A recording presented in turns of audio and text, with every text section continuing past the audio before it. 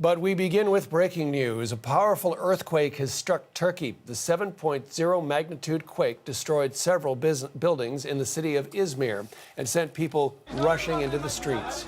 Rescuers are combing through the rubble, searching for survivors. There are reports at least 4 people have died and more than 100 injured. The earthquake struck just off the coast of Turkey's Izmir province. That's in the Aegean Sea. It could be felt as far away as Athens and Istanbul. Yeah, it appears to be a very powerful earthquake in region between 6.6 and 7 point on the Richter scale. That's one of the most powerful earthquakes that has struck Turkey in recent years. And it caused absolute panic in Turkey's third largest city. People running onto the streets, crying, screaming.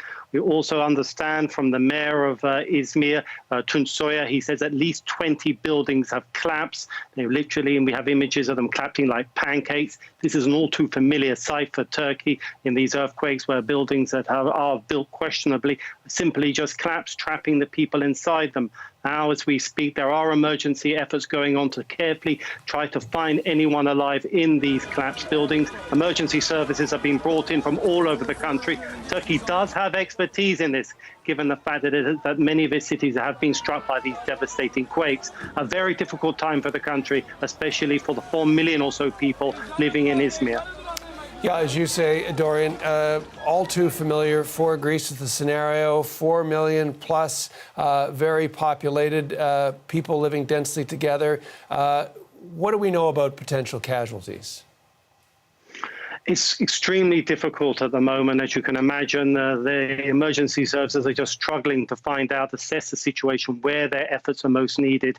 We understand, like I said, at least 20 buildings have collapsed. The feeling is that given the vastness of this city, there are probably many more buildings that are also have been severely struck. And the question now is trying to find people alive. And this is, like I said, a very difficult process. It's far too early to say about casualties, but given the fact that some of these buildings have completely collapsed, the expectation is there will be deaths and possibly a large death toll. At the moment, though, given the fact that it did happen during the day when many people were outside, it was a warm day, that could be a mitigating factor for casualties. But the country is bracing itself for a very difficult days ahead.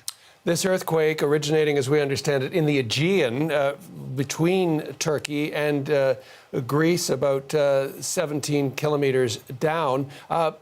As you say, and if we're looking at these pictures of these buildings pancaked, and a country that is very familiar with earthquakes over the years, and we've seen in the past, too early to say now in this particular case, in this city of Izmir, but we've seen in the past criticisms and examinations of building codes and construction. Is this something, presumably, that where we have buildings surrounding certain sites, seemingly untouched, and others that have you described as pancaked down to the ground?